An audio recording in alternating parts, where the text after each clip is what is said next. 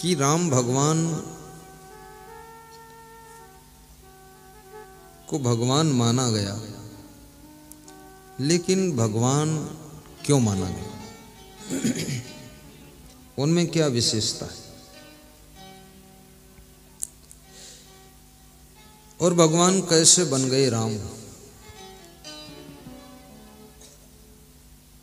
हे राम, कौन कौन गुण है आप में? जब मनुष्य के अंदर गुण विकसित होने लग जाते हैं तो राम, कृष्ण, कबीर, विवेकानंद, क्राइस्ट, बुद्ध, भगवान बनने की राह पर निकल पड़ता है। जब उसके अंदर दुर्गुण की वृद्धि होने लग जाती है तब वो रावण बनने की यात्रा शुरू करता है। दुर्गुणों का विकास मनुष्य को रावण बना देता है और सद्गुणों का प्रकाश मनुष्य को राम बना देता है, भगवान बना देता है।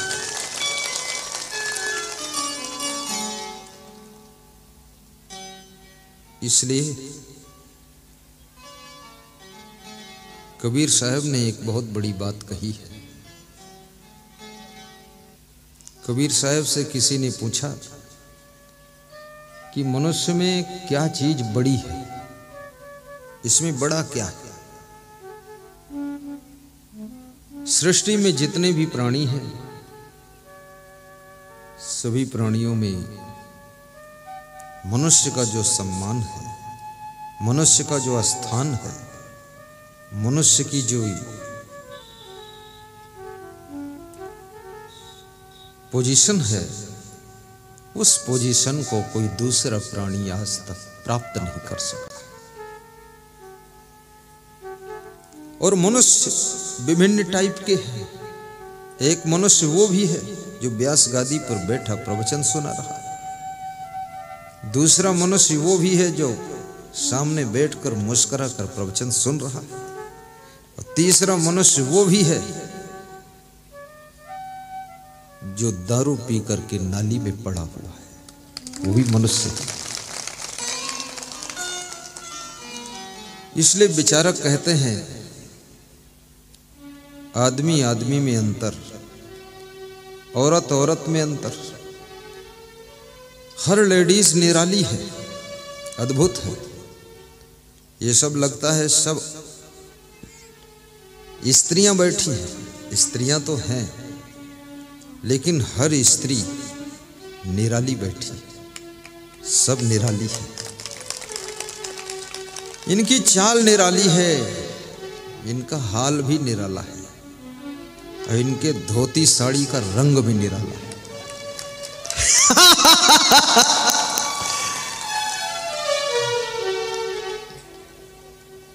अब लेडीज खुश हुई है कि मेरी बात तो आ गई अब। और इनके जीने का ढंग भी निराला है,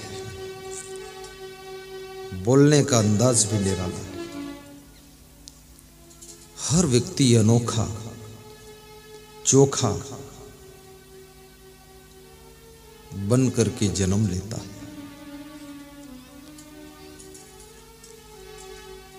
तो कबीर कहते हैं, मनुष्य को एक ही चीज उसे बड़ा बनाती है, महान बनाती है।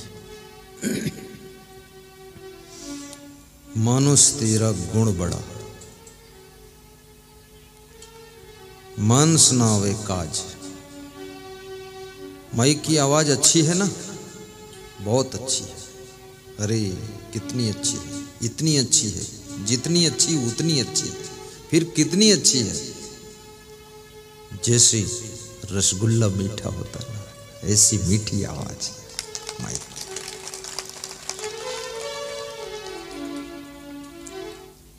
साहिब बंदगी बोलो, साहिब जय सिया राम भी बोलो, जय लक्ष्मी बोलो।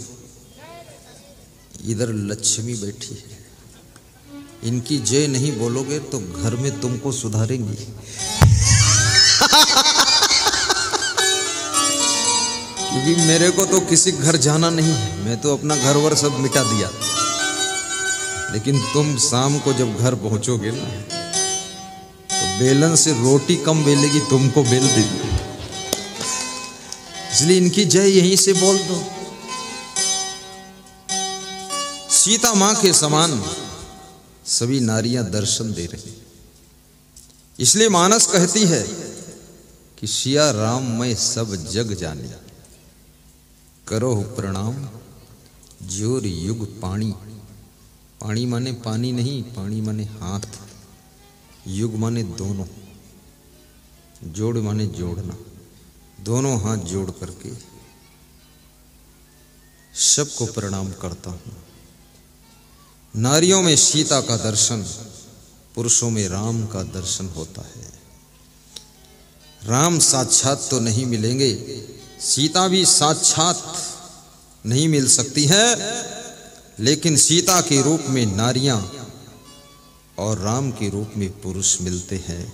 उन्हीं में सीता और राम का दर्शन कर लेना तो तुम्हारा घर मंदिर बन जाएगा, मंदिर बन जाएगा।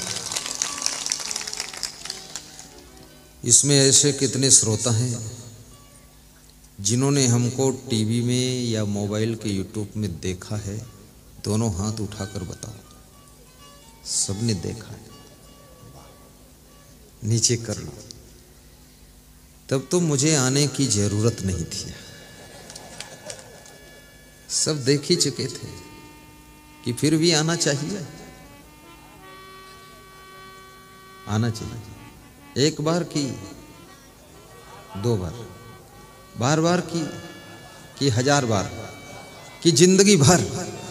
अरे मरने के बाद भूत बनकर आ जाएगी।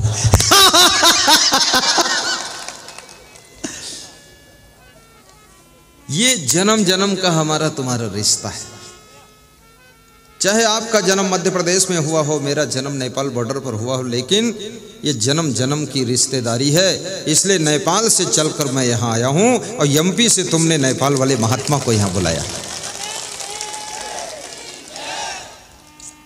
जन्म जन्म का दास हूँ गुरुदेव तुम्हारा, गुरुदेव तुम्हारा।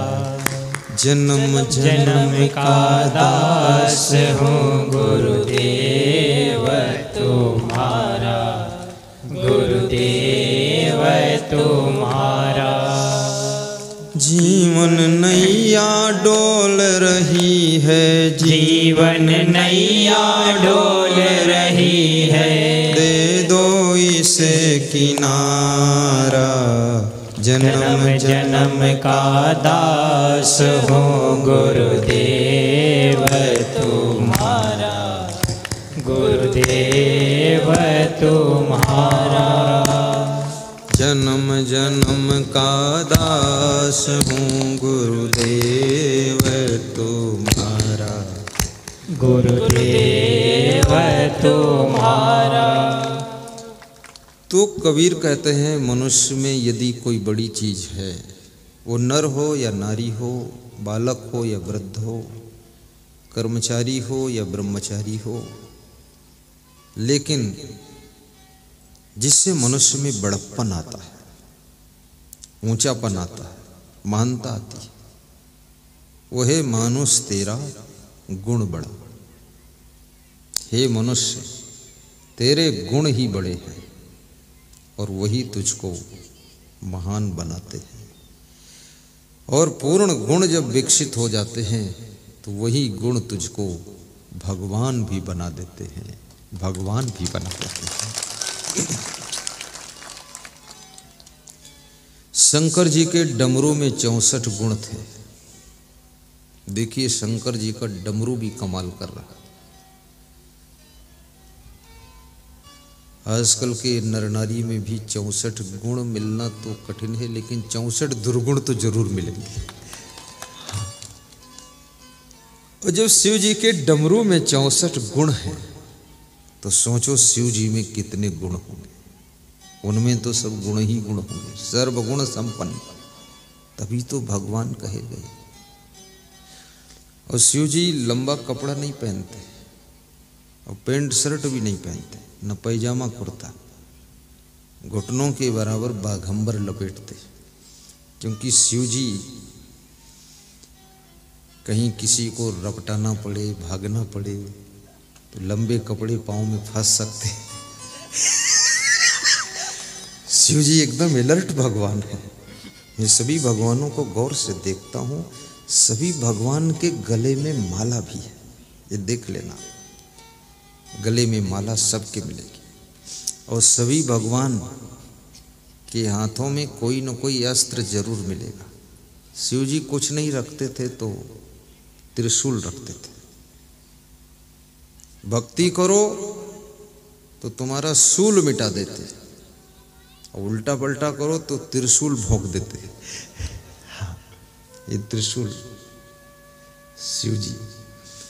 भगवान राम के पास भी धनुष बाण है, कृष्ण के पास चक्र सुदर्शन है, और परशुराम भगवान तो कुल्हाड़ी रखते थे, जिससे लकड़ी फाड़ते ना वो आदमी को फाड़ ही देते थे। हमारे भगवान हनुमान जी गदा, और सबसे बड़ा शस्त्र, सबसे बड़ा अस्त्र एक और है, वो है आपकी मुस्कान भरी मीठी वाणी। इस शस्त्र के सामने दुनिया के सभी शस्त्र फेल हो जाते हैं।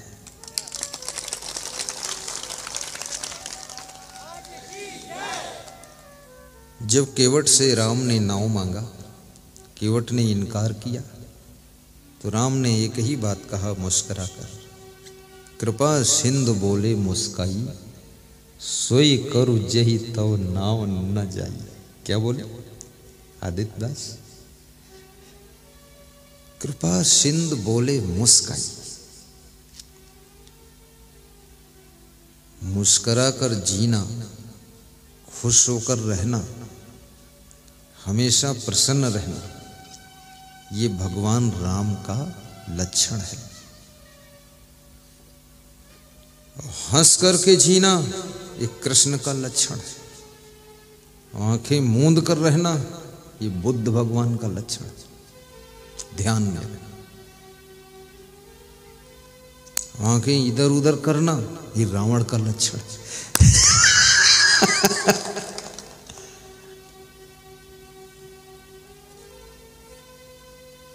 मानुष तेरा गुण बड़ा, मानस न आवे काज, हाण न होते आभरण, तुचा न बाजने बाज। संत कबीर का नाम आपने सुना होगा। कबीर साहब बड़े तार्किक महात्मा थे। कहते हैं, हे इंसान, तेरी हड्डियों के आभूषण नहीं बनते, जेवर नहीं बनते, और तेरी त्वचा के ढोल बाजे नहीं बनते, और तेरा मांस भी काम नहीं आता है। तो तेरे में विशेषता तो एक ही है कि तू तेरे गुणों के कारण बड़ा है। और गुणवान बनने में कोई मेहनत नहीं, धनवान बनने में बहुत मेहनत है। रात दिन मेहनत करना पड़ेगा, सेटिंग करना पड़ेगा, सही डिसीजन लेना पड़ेगा, मेहनत करना पड़ेगा, तब धनवान बनोगे। लेकिन गुणवान कोई बन सकता है, और जिसमें जितने ज़्यादा गुण होंगे उतना ज़्यादा उसको सुख भी मिलेगा। गुणवान को सुख मिलता है, सम्मान मिलता है, बड़प्पन मिलता है, आदर मिलता है, और गुणवान की पूजा भी होती है। गुणवान की पूजा होती है। ये माइक हमारे सामने जो रखा है ना, ये होगा कोई 1 किलो वजन, दोनों, इससे ज़्यादा नहीं होगा। कम भी हो तो तर्क मत करना, मैं तौला नहीं, आइडिया से बता रहा हूँ। 1 किलो। 1 किलो लोहा मार्केट में नया लोहा खरीदो तो 50-60 रुपये का मिल जाएगा, और पुराना लो तो 30 रुपये का मिल जाएगा। पर इसको खरीदने जाओ तो फिर ये 8-10 हज़ार का मिलेगा, 20 हज़ार का मिलेगा। ये इतना, ये क्यों, इतनी कीमत क्यों बढ़ी इसकी? क्योंकि इसमें आवाज को दूर तक पहुंचाने का गुण है, इसलिए कीमत बढ़ी। यदि दुनिया में तुम कीमती बनना चाहते हो, मूल्यवान बनना चाहते हो, सम्मान पाना चाहते हो, आदरणीय बनना चाहते हो, पूजनीय वंदनीय अर्चनीय बनना चाहते हो, जन जन के दिलों में वास करना चाहते हो और अपनी खुशबू को बिखेरना चाहते हो, तो केवल और केवल गुणवान बन जाइए। सब